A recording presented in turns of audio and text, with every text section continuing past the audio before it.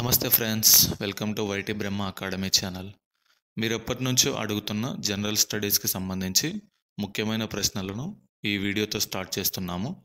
General studies ముఖ్యమైన ప్రశ్నల్లో భాగంగా భౌతిక శాస్త్రంలో ధ్వని అంశానికి సంబంధించిన ప్రశ్నలను ఈ వీడియోలో ఇవ్వడం జరిగింది.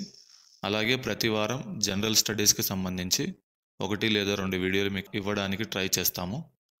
ఈ వీడియో స్టార్ట్ చేసే ముందు ఒక చిన్న విషయం. భౌతిక శాస్త్రంలో ఎక్కువగా అనువర్తనాలు అంటే మన నిజ జీవితంలో జరిగే సందర్భాలు మరియు పరికరాల ఉపయోగాలు ప్రశ్నల రూపంలో అడగటం జరుగుతుంది. కాబట్టి అన్ని ముఖ్యమైన ప్రశ్నలను మరియు సమాధానాలను సులభంగా అర్థమయ్యే విధంగా చిత్రాల రూపంలో ఈ వీడియోలో ఇవ్వడం జరిగింది. కాబట్టి తప్పకుండా వీడియో చివరి వరకు చూడండి. ఇక ఈ వీడియో మీకు నచ్చినట్లయితే ప్లీజ్ లైక్ చేయండి, అలాగే మీ ఫ్రెండ్స్ కూడా షేర్ చేయండి. ఇక వీడియో స్టార్ట్ చేసేద్దాం. ధ్వని తరంగాలు అనేవి ఏ తరంగాలు? ఆన్సర్ అనుదైర్ఘ్య తరంగాలు. స్టెథోస్కోప్ కనుగొన్న శాస్త్రవేత్త ఎవరు? ఆన్సర్ రినే లిన్నెక్. ట్రాఫిక్ పోలీసులు ఈ క్రింది పరికరాన్ని ఉపయోగించి వాహనాల వేగాన్ని తెలుసుకుంటారు. Answer speed gun. దీనినే రాడార్ గన్ అని కూడా అంటారు. ధ్వని వేగం ఏ పదార్థాలలో అధికంగా ఉంటుంది? ఆన్సర్ ఘన పదార్థాలు. ధ్వని ప్రయాణించాలంటే తప్పనిసరిగా కావాల్సింది ఏమిటి? ఆన్సర్ యానకం. చంద్రమండలంపై ధ్వని వేగం ఎలా ఉంటుంది? ఆన్సర్ శూన్యం. చంద్రమండలంపై ధ్వని వేగం శూన్యం. దీనికి గల కారణం ఏమిటంటే చంద్రమండలంలో యానకం ఉండదు. ఇంకా విశ్వాంతరాళంలో కృత్రిమ ఉపగ్రహాలలో కూడా యానకం ఉండదు, కాబట్టి అక్కడ కూడా ధ్వని వేగం శూన్యం. ధ్వని యొక్క అధ్యయనాన్ని ఏమంటారు?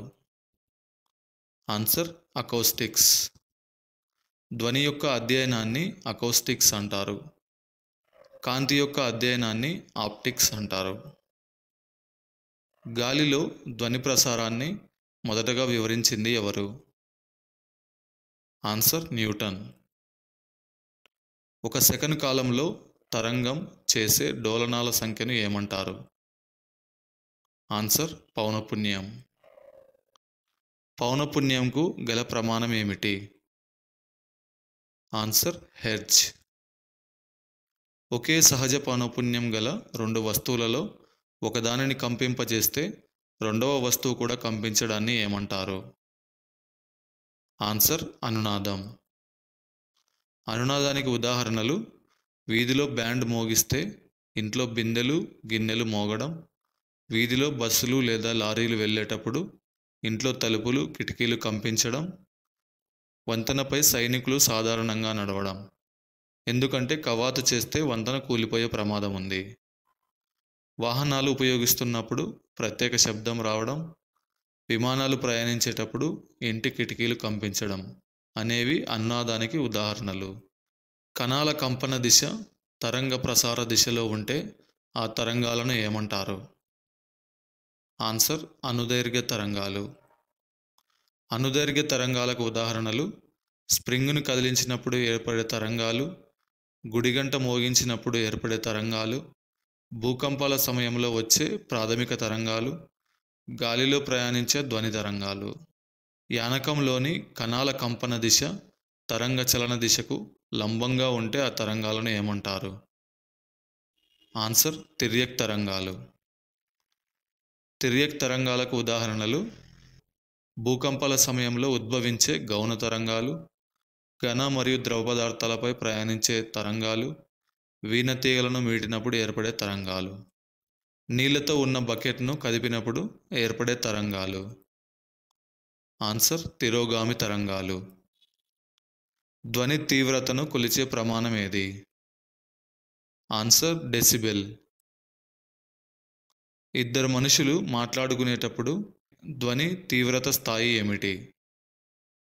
Answer 60 decibels. ఇక వివిధ సందర్భాలలో వచ్చే ధ్వని తీవ్రత స్థాయిని మీరు ఇక్కడ చూడవచ్చు. మగవారి గొంతు కన్నా ఆడవారి గొంతు కీచుగా ఉండడానికి కారణం ఏమిటి? ఆన్సర్ ఎక్కువ పౌనఃపున్యం. మానవుడు వినగలిగే ధ్వనులను ఏమంటారు? ఆన్సర్ శ్రావ్య ధ్వనులు. 20 హెర్ట్జ్ల నుంచి 20,000 హెర్ట్జ్ల మధ్య పౌనఃపున్యం గల తరంగాల అవధిని శ్రావ్య అవధి అంటారు. ఈ శ్రావ్య అవధిలో ఉన్న ధ్వనులను మాత్రమే మనిషి వినగలడు. మానవుడు వినలేని ధ్వనులను ఏమంటారు? ఆన్సర్ పరశ్రావ్య ధ్వనులు. 20 హెర్ట్జ్ల కంటే తక్కువ పౌనఃపున్యం గల యాంత్రిక తరంగాలను పరశ్రావ్య ధ్వనులు అంటారు. వీటిని మనిషి వినడానికి సాధ్యపడదు. ఉదాహరణలు చూసుకుంటే మనిషి హృదయ స్పందన, అణుబాంబు విస్ఫోటనం వంటివి ఈ పరశ్రావ్య ధ్వనులకు ఉదాహరణలు. ఈ పరశ్రావ్య ధ్వనులను పాములు, కుందేళ్ళు, ఏనుగులు, ఖడ్గమృగాలు మాత్రమే వినగలవు. 20,000 హెర్ట్జ్ల కంటే ఎక్కువ పౌనఃపున్యం గల తరంగాలను ఏమంటారు? ఆన్సర్ అతిధ్వనులు. కుక్కలు, గబ్బిలాలు, డాల్ఫిన్లు మాత్రమే అతిధ్వనులను వినగలుగుతాయి. గబ్బిలాలు రాత్రివేళలో అతిధ్వనులు చేస్తూ అడ్డంకులను గుర్తిస్తూ వాటి దిశను మార్చుకుంటాయి.